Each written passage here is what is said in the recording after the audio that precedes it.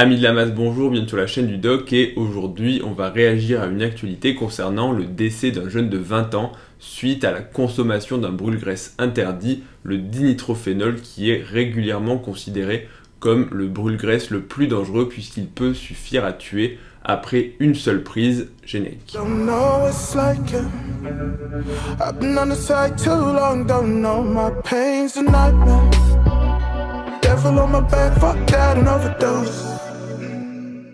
Le dinitrophénol, c'est un des brûle-graisses les plus puissants mais aussi les plus dangereux. C'est un brûle-graisse qui est assez peu connu finalement du grand public puisque comme il comporte énormément de risques sur la santé, eh bien son utilisation est généralement en fait proscrite et les gens ne souhaitent pas l'utiliser. C'est pas quelque chose de très répandu puisque comme c'est très dangereux, eh bien les gens sont assez frileux pour l'utiliser. En effet, si on te dit que tu as un brûle-graisse qui certes marche bien mais que tu as des chances d'y rester, eh bien tu considères à deux fois, tu réfléchis à deux fois avant de l'utiliser. Alors que d'autres brûle-graisses qui marchent bien, même s'ils marchent moins bien, même s'ils sont pour autant interdits, eh bien vont être utilisés de façon plus importante, on va dire, par les culturistes, mais aussi bien par les personnes qui veulent perdre du poids, que ce soit pour aller à la plage ou pour s'aider dans le cadre d'un régime amincissant, quand les risques sont considérés moindres. Et notamment, on peut citer le clenbuterol qui est très utilisé des culturistes, bien sûr, qui comporte des risques, et il fait même probablement plus de problèmes, plus de complications que le DNP, puisque beaucoup plus de personnes utilisent du clenbuterol que du DNP. Mais pour autant, le DNP, eh bien, comme il est très dangereux et qu'une seule prise peut suffire à tuer, vous allez voir pourquoi, eh bien, il est en général assez peu utilisé et seules quelques personnes, on va dire, qui sont pas forcément habituées, mais en tout cas des personnes qui sont très renseignées et qui veulent se procurer au détriment, on va dire, de leur santé, sont prêtes à utiliser ce genre de produit. Et quand on remonte dans l'utilisation, eh bien au départ, c'était un produit qui était vendu comme un amincissant, un brûleur de graisse, sauf qu'en fait, quand on s'est rendu compte qu'il était très dangereux et qu'il y avait de nombreux décès suite à son utilisation, eh bien son utilisation a été proscrite jusqu'à ce qu'il soit définitivement banni dans la plupart des pays, puisque eh bien, quand une molécule est trop dangereuse, on l'interdit et on régule son utilisation, sa vente et sa production. On m'a récemment partagé l'actualité de Matteo, 20 ans, qui est malheureusement décédé des suites de l'utilisation du DNP. Et c'est un article sur lequel je voulais rebondir puisque le DNP, ça fait un moment que je voulais faire un sujet dessus, une vidéo dessus, puisque c'est un brûle-graisse assez dangereux et qu'assez peu de personnes finalement connaissent les effets réels, on va dire, de ce médicament. Enfin, c'est pas un médicament d'ailleurs, c'est plutôt une drogue, mais de cette molécule, voilà, on va dire ça comme ça. Mais cette actualité justement permet de rebondir et d'expliquer aux gens pourquoi ce produit est dangereux. Alors le DNP, sans plus attendre, qu'est-ce que c'est? Le dinitrophénol fait partie de la famille des nitrophénols. Alors ça n'a rien à voir avec les polyphénols, notamment les polyphénols de pommes, simplement que le groupement phénol, eh bien c'est un groupement chimique. Le dinitrophénol, qu'est-ce qu'il va faire? Eh bien, c'est ce qu'on appelle un agent découplant du métabolisme énergétique. Si on résume très rapidement, là, le métabolisme, les cellules pour fonctionner ont besoin d'énergie. Et cette énergie, elle est donnée grâce à de l'ATP, l'adénosine triphosphate. Et notamment, pour produire cet ATP, eh bien, dans les cellules, il y a des mitochondries, c'est des petites organites, c'est les centrales nucléaires de la cellule qui vont régénérer, qui vont synthétiser l'ATP pour pouvoir le donner à la cellule et permettre toutes les fonctions de l'organisme. Le souci, c'est que le dinitrophénol, quand il est présent, eh bien, il va découpler en fait la mitochondrie du métabolisme énergétique en entravant un petit peu la synthèse de l'ATP. Donc qu'est-ce qui va se passer? Eh bien, par divers processus qui sont assez complexes, globalement, eh bien, la mitochondrie ne va pas pouvoir resynthétiser d'ATP. Et qu'est-ce qui va se passer? C'est que dans toute la chaîne en fait, de ce qu'on appelle la respiration cellulaire pour resynthétiser de l'ATP, eh bien il ne va pas y avoir assez d'énergie suffisante pour refaire de l'ATP, mais cette énergie, eh bien, elle va devoir être dissipée sous forme de chaleur. Ce qui va être un des effets principaux du DNP, c'est qu'en fait on ne va pas arriver à resynthétiser de l'énergie, donc le corps va avoir besoin d'énergie et donc il va continuellement brûler en fait des calories, des glucides et des lipides pour essayer d'arriver à créer cette énergie sous forme d'ATP. Sauf que comme il n'y arrive pas, eh bien, la mitochondrie produit de la chaleur et continue de produire de la chaleur sans arriver à générer de l'ATP, donc de l'énergie. Donc, eh bien, c'est un cercle vicieux qui est dose dépendant de la dose de DNP en fait, que vous ingérez. et qui va fabriquer en fait de la chaleur tout en brûlant de plus en plus de graisse. Sauf qu'au final, eh bien, on ne produit pas en fait la quantité d'ATP qui est proportionnelle à la quantité, on va dire, de graisse et de glucides qu'on a brûlé. Donc on produit une quantité normale, voire diminuée d'énergie, alors qu'on brûle des ressources en fait énergétiques qui seraient normalement censées produire cette énergie. Ça veut dire qu'en fait, les personnes qui prennent du DNP, c'est un des principaux effets en fait secondaires, c'est qu'ils vont commencer à chauffer véritablement et avoir une augmentation de la température corporelle. Le deuxième problème du dinitrophénol, c'est qu'il va aussi bloquer l'absorption en fait dans la mitochondrie du phosphore, et ce phosphore il est nécessaire pour synthétiser de l'ATP, adénosine triphosphate, donc le phosphate c'est du groupement phosphore, par notamment l'ADP qui est le produit de dégradation de l'ATP, adénosine triphosphate qui se dégrade en ADP, adénosine diphosphate, et quand on veut resynthétiser de l'ATP, eh bien il faut rajouter un groupement phosphore. Sauf que si le DNP bloque l'entrée du phosphore dans les mitochondries, eh bien le souci c'est qu'on ne peut pas refaire de l'ATP. Donc au final, ça rejoint le mécanisme précédent, on n'arrive plus à synthétiser de l'énergie, sauf que le corps humain, qu'est-ce qu'il se dit? Il se dit, on manque d'énergie pour faire fonctionner les cellules, donc on a besoin de brûler des graisses et des glucides, et donc voilà pourquoi le DNP est un excellent brûleur de graisse. Et ça, on va pas le nier, personne ne va le nier, ça marche très très bien et c'est phénoménal en termes de brûlage de graisse. Le souci, c'est que, il va y avoir beaucoup de conséquences pour la santé, parce que comme on l'a vu, ça fait en fait monter la température corporelle, et donc toutes les personnes qui l'utilisent, enfin pas toutes bien sûr, c'est dose dépendant, mais peuvent ressentir en fait des effets secondaires importants, notamment du type d'hyperthermie, de déshydratation et toutes les conséquences que ça peut avoir sur l'organisme. Notamment quand on a une hyperthermie, c'est ce qui peut se passer en été quand on a un coup de chaleur, un coup de chaud, une insolation, c'est à un moindre degré en fait c'est une hyperthermie, la température corporelle monte, on n'arrive plus à réguler la chaleur, c'est-à-dire qu'on commence à enlever ses vêtements, on transpire, on a toujours chaud, et on n'est véritablement pas bien, puisqu'en fait on se déshydrate, le cœur va s'accélérer, donc il va y avoir une accélération du rythme cardiaque, et les organes vont commencer, quand la température corporelle monte de façon incontrôlée, à se déréguler et à s'altérer. Donc ça peut aller dans les formes les plus bénignes à simplement un petit peu de fatigue, un petit peu d'hypotension, jusque dans les formes les plus graves à des états de choc gravissimes avec une défaillance multiviscérale. En gros, quand les organes n'arrivent plus et commencent en fait à souffrir, que ce soit le foie avec une insuffisance hépatique, que ce soit les reins avec une insuffisance rénale, voire des problèmes au niveau cérébral, des véritables états où le cerveau en fait, c'est pas comme s'il était fondu, mais en gros, quand la température est trop élevée, eh bien le cerveau ne fonctionne plus, puisque la température, le corps n'est pas fait pour monter trop en température, et à partir de 41 degrés, c'est des températures qui commencent à être très dangereuses pour l'organisme, et c'est pour ça qu'il faut à tout prix refroidir les gens. Et c'est de ça que meurent les gens qui font des coups de chaud, en fait. On appelle ça des hyperthermies malignes, ça veut dire en fait ce sont des coups de chaud non contrôlés, qui vont en fait griller véritablement tous les organes. Et ça arrive à partir de 41 degrés, qui est la température où c'est le seuil au partir duquel on commence à ne plus pouvoir réguler notre propre température.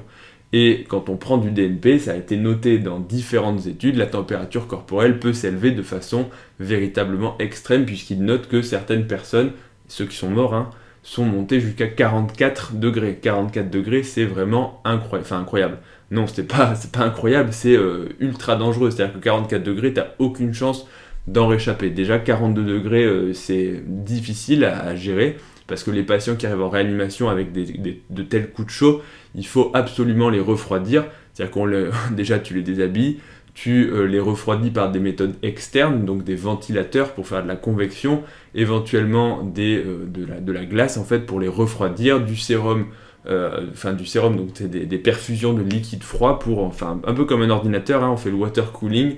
C'est un peu pareil avec un être humain, sauf que l'être humain, il a le temps de souffrir, et finalement le PC aussi, quand la carte mère ou la carte graphique a fondu, et ça, c'est déjà arrivé, on voit certaines vidéos, bref, je divague, mais de PC qui prennent feu, c'est un petit peu le même schéma pour un être humain. Sauf que l'être humain, on ne peut pas remplacer les composants aussi facilement. Et donc, les effets de l'hyperthermie, mais aussi de l'efficacité du brûlage des graisses, sont proportionnels à la dose de DNP qu'on ingère. Ça veut dire que quand on commence à prendre les doses qui sont efficaces pour brûler les graisses, on est déjà en train de produire plus de chaleur que ce qu'il faudrait. Donc c'est un petit peu en fait les effets secondaires mais qui sont attendus de la perte de graisse. Donc ça veut dire que ça marche sur la perte de graisse, mais que le prix à payer c'est une augmentation de la température et donc des effets indésirables et donc de l'inconfort, puisqu'il y a beaucoup de témoignages de gens qui consomment du DNP qui précisent qu'ils ont des transpirations assez importantes, qu'ils doivent se changer plusieurs fois la nuit et qu'ils n'arrivent plus à se refroidir. En gros, ils disent qu'ils doivent ouvrir les fenêtres en plein hiver, qu'ils se baladent en t-shirt alors que dehors il fait moins de degrés, parce que bah oui, si votre corps c'est une centrale thermique, vous pouvez effectivement vous balader sans avoir froid, alors que dehors il peut faire froid. Mais le problème c'est que c'est absolument pas physiologique, et que c'est vraiment ça qui va donner les effets en fait et qui peuvent vous tuer à court terme. Si vous prenez une dose de DNP qui est trop importante, et bien votre corps va surchauffer et pour résumer, vous allez mourir dans d'atroces souffrances puisque je vous garantis qu'un coup de chaud, pour tous ceux qui ont déjà fait une insolation à la plage, il y a d'ailleurs Antoine Fonbonne qui en a fait les frais dans une vidéo dont il détaille son coup de chaud, une semaine à avoir de la fièvre, à vomir, à être pas bien, et encore, ça c'était un coup de soleil pas si important que ça finalement. Mais quand vous montez à 42-43 degrés, en fait, globalement vous êtes cuit et vous n'avez que très peu de chances de vous en sortir. C'est pour ça que c'est quelque chose qui peut être très dangereux. Toujours sur les effets indésirables, ça c'est les effets indésirables après une seule prise si on surdose. Mais le problème, c'est que quand on prend des prises répétées de DNP, il peut aussi y avoir des effets indésirables à long terme, notamment des effets cardiaques, des effets neurologiques, en gros, une espèce de destruction à bas bruit, de l'insuffisance rénale aussi, je ne l'ai pas dit, mais en gros, une destruction à bas bruit de vos organes, qui, en fait, à la longue, même si vous n'avez pas surchauffé, que vous avez pris que des petites doses pour brûler les graisses très progressivement, en fait, être toxique pour vos organes. Et quand on dit tout ça, là vous devez vous dire ouais mais c'est ultra dangereux, comment ça se fait que les gens ils en prennent quand même, etc. Et c'est ça qui est assez intéressant, et il y a une étude notamment dont je suis tombé dessus qui détaille un petit peu c'est intéressant, je suis désolé, je fais de la redite, je suis en sortie de garde, je suis un peu fatigué, donc désolé pour mes propos décousus. Bref, cette étude fait le parallèle et essaie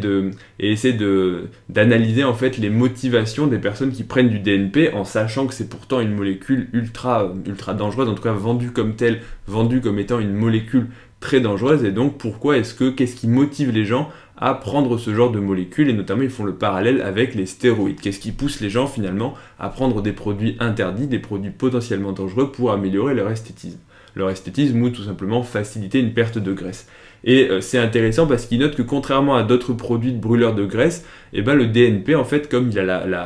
la réputation d'être justement très dangereux, on retrouve un profil de consommateur assez précis et assez finalement expérimenté dans l'utilisation des drogues. C'est ça qui est entre guillemets rigolo dans ce que notent les auteurs, c'est que contrairement à d'autres drogues qu'on retrouve dans des profils de personnes, j'ai toujours l'exemple de Gare du Nord quand j'ai fait mon stage à la Riboisière où il y avait beaucoup de toxicos avec des molécules diverses et variées, et ça aurait pu être le profil de ce qu'on retrouve là, mais le profil psychologique de ces gens-là n'est pas du tout le même. Donc en fait, c'est des gens qui se renseignent beaucoup, qui acceptent les risques, et qui finalement décident quand même de passer à la vitesse supérieure. Et ce sont d'ailleurs souvent aussi des personnes qui utilisent d'autres substances, notamment chez les bodybuilders, des stéroïdes anabolisants, puisqu'il y a assez peu d'intérêt de faire une sèche naturelle avec un produit risqué comme ça, si à côté on n'a pas développé son physique par d'autres moyens.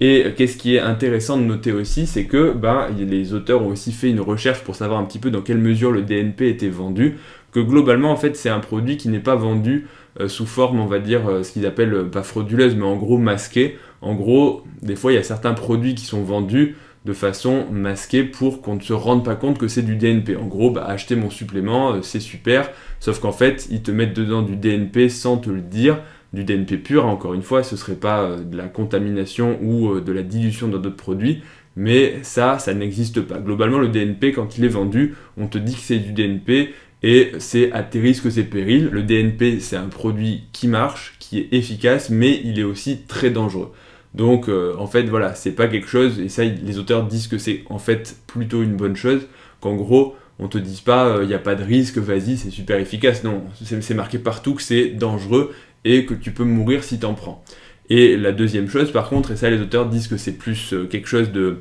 délicat, c'est la contamination, ou en tout cas la présence de DNP dans des suppléments destinés à perdre de la graisse vendue sur internet. Ça veut dire qu'il y a de la contamination, volontaire ou non volontaire, dans certains suppléments dont la qualité n'est pas très bien prouvée. ou en tout cas n'est pas très bien tracé. Qu'en gros, ils ont analysé, je sais plus, 90 produits et que dans 15% d'entre eux, on retrouve des traces de DNP, alors à des doses pas très importantes, mais quand même, des traces, ça veut dire que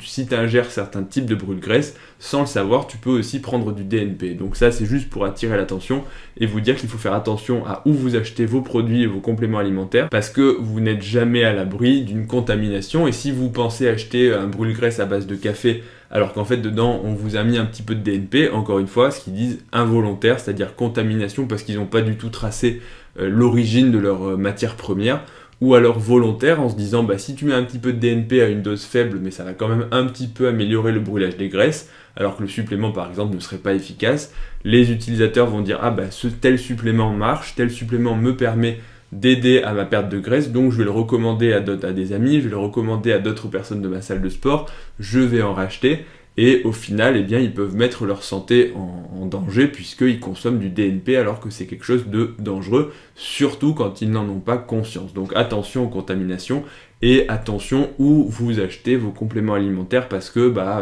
la qualité des matières premières et surtout la traçabilité et surtout savoir qu'est-ce qu'il y a vraiment dedans, c'est quand même quelque chose de très important parce qu'on n'est jamais à l'abri d'une surprise comme ça. Et d'ailleurs, c'est le dernier point, j'y repense maintenant, auquel je voulais détailler. C'est une molécule dont les dosages en fait sont très différents selon certaines personnes. En gros, certains vont avoir besoin d'une dose X, d'autres vont avoir besoin d'une dose 3 ou 4X pour avoir le même effet. Et donc le souci, c'est que t'es pas à l'abri qu'avec la dose qui est considérée comme étant la norme pour la plupart des gens, en fait pour toi ce soit une dose beaucoup trop élevée qui va te faire surdoser. Et donc c'est comme ça qu'il y a des gens qui meurent en fait. C'est qu'à la première utilisation du produit, en fait avec la dose considérée comme normale, ils font partie des gens qui répondent beaucoup trop au produit et donc ils vont surchauffer, faire une hyperthermie maligne et décéder dans ce contexte-là. Donc